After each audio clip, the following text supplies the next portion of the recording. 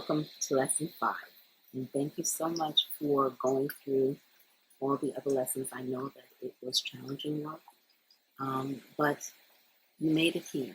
And I want to just commend you because you did a superb job, and hopefully it has helped you through your process of recovery. In today's lesson, we're going to just explore what is your vision of recovery. Okay, and what would that look like for you? And what would it take for you to be able to get to that place of balance, of healing?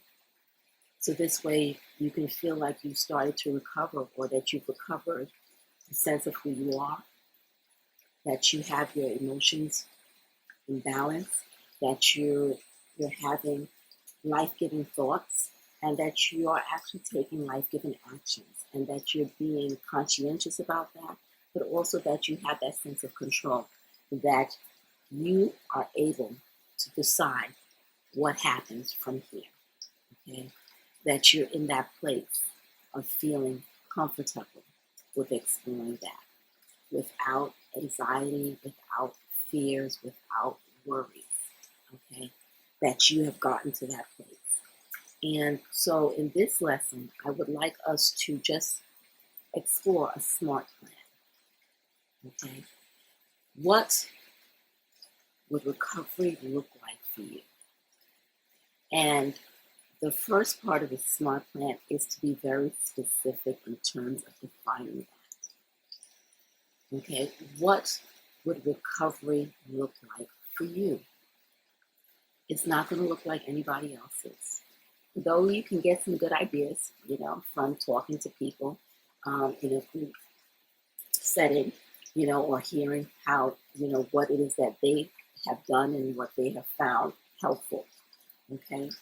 But this is your plan, okay? So it's important for you to be in tune with you. And the work that you did in lessons 1 through 4 can shed some light on this for you, because you were able to deal with your thoughts, you were able to deal with your feelings, and you were able to deal with some actions that you've taken or that you want to take. And so looking back on those lessons, okay, what would recovery look like for you as you take bits and pieces, or all of them, and you merge it into a specific recovery plan for yourself? Okay, so being specific about that. Now, the other part of a SMART plan is whether or not it's measurable. Okay, can we measure this? Can you see whether or not it would be effective for you? How can it be effective? How would you know that it would be effective for you? Have you done it already? Have you proven it? Or what is it that you think that it will be able to achieve for you? The sense of balance, the sense of healing, the sense of functionality, de-escalating, helping you not to be triggered. Those are measurable. Okay, putting this in place would bring my triggering level from a 9 to maybe a 2. That is progress, okay? So what specifically will it measure for you? And how would it help you? What is it that you wanted to help you with, okay? It could be trusting yourself. It could be starting to enjoy life more, starting to be more independent, starting to be open to having discussions with your spouse. Whatever it is that is part of your plan, then let's come up with a measure. How would you know? How would you know that it's effective? What would be the measurements there? Okay. And so we want to look at that. And just don't analyze it. Don't overthink it. Just write down what comes to mind as it comes to mind. Because you're tapping into your intuition and you're just releasing that. Okay, there'll be time for you to go back over it and, check your spelling, check, your phrasing, and all that other stuff later on. But for right now, you just want to get it out. You want to just start to brainstorm with it, okay? It will help me with this. It's measurable this way, it'll help me to feel more safe, where I don't feel safe now. So my safety level before was at a -1, so to speak. And then now I feel like I'm 9 out of 9 in terms of safety because I feel more safe now than I have before with my plan, with my specific plan. Okay. The next level is whether or not it's achievable. Do you really think that you can actually achieve this? Is it believable? Or is it someplace in La La Land? You think that you can actually achieve it. And the reason why this is important, because if you don't believe that you can achieve it, you probably won't. If you believe that it's too out there, then it probably is for you. So you want to make sure that you believe in your plan, that you believe that it's achievable. And if you're not believing that, then what's preventing you from believing in your plan? What is it that's going on underneath the surface or unconsciously that still needs to be dealt with?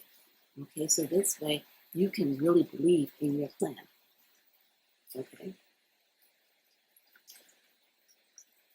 Now, and that's important. The next one is the responsible, reliable, right? Whether or not it's reliable, whether or not you can be responsible. You can swap out the R for whichever one speaks to you. Okay. Is it a reliable plan? Do you think that it's reliable? Do you think that it has worth to it, that it has some merit? Is it a responsible plan? Okay, is it one that you can actually implement responsibly, okay, for your benefit, right? So you want to be able to decide that for yourself. Do you really believe that, and why? Why is it responsible? Why is it reliable? And I would just add this, that it's responsible in the sense that it's your plan to help support you. Okay? If this is what you came up with. It's reliable only if it's used, if it's implemented, right? So it still comes down to, are you going to use it? Are you going to implement it? Are you going to put it into action? Are you going to rely on it? Are you going to say, something, at this point in my life, this is what I need to help me? So these are your supports, okay? Your plan is part of your supports for you to be able to support yourself and to be able to continue on that path to recovery, right? Now, the last part of the SMART plan is whether or not it's timely. Can you actually do this in a specific or specified period of time? At a minimum, they say that it takes 21 days to form a new habit. Okay. Do you have 21 days that you can invest in this? So this way you can actually start to establish a new habit, a new way of thinking, a new way of processing, a new way of existing and being. Okay? Now, that's just starting out. Your plan might need to support you for 3 months, 6 months, a year, 2 years, okay? But that doesn't mean that you can't tweak your plan, that you can't change and amend it. You have freedom to do that, okay? If parts of your plan are no longer serving you, then switch it, amend it, change it, so this way it's continually serving you, that is continually supporting you and undergirding you, okay? And so that would mean that periodically, you go back and you just look at that plan, and then you say plan number 2, plan number 3, plan number 4. And I like doing that. As a writer, I usually come up with different versions, version 1, 2, and 3, as I make amendments or edits to my books.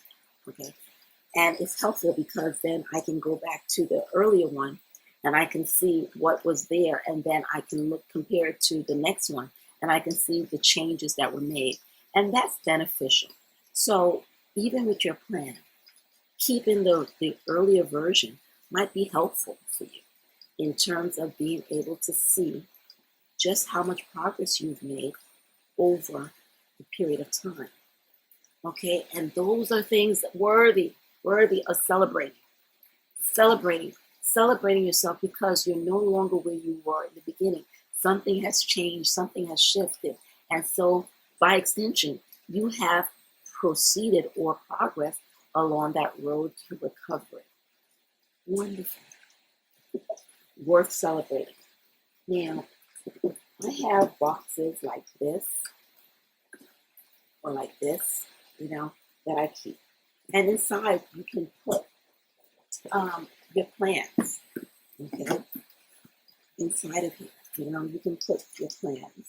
Okay, or if you get a big box, you can actually put bigger papers inside it, and that will help you to be able to keep track in a safe place. What it is that you have actually achieved so far, and you could call it your celebration box, right? Your celebration box, and because it's worth celebrating, because you have done a lot of work. Okay, you have started to heal yourself. You started to recover yourself, your sense of being. Okay, you become more aware. You have started to grow. Okay, worth celebrating. Okay, and those are like your memorials for yourself. And they're worth remembering. They are worth remembering. And so, I just want to encourage you with that. Okay, don't dismiss it. And don't just say, "Yeah, I did that. Okay, fine." No, take the time to really acknowledge it. Hey, Michelle, you did a wonderful job. That was a lot of hard work, and I'm proud of you. I celebrate you. Okay? Look at what you've done for us. Look at how much healing has taken place for us. I needed you to do that for me, and I'm thankful that you did it. I'm thankful that you stuck in there and you did it. Okay? It's worth celebrating yourself. Okay, and I just want to commend you for doing all 5 of these lessons. And I thank you so much for tuning in. Now, if you're interested in doing one-on-one coaching, or you want to be part of a group, please contact me at BECTSPSA.com or at Michelle at the @ BECTSPSA.com. And BECTSPSA is spelled BECTSPSA.com. Okay? And then we can actually discuss how I can help you to be able to continue on with your recovery, okay, from the betrayal trauma. And we use the APSTAS model at BECTSPSA, and it's partner sensitive. So we look at things from your point of view to help support you, because it is traumatic. Okay, betrayal is traumatic. And so we want to be able to support you as you go through recovering your life, from that sense of spiraling out of control. We want to be there to help support you. All right? And again, that's at BECTSPSA.com. And I'm the Breathe Easy Coach, Michelle. And if you have other friends who have also gone through it, we can actually discuss how you can join a group, as a group, to be able to work through the issues and through the different stages of the multi-dimensional model, APSTAS model, trauma model. So this way you're able to do this with supports, okay? Or again, you can do it one-on-one. All right, thank you so much for tuning in.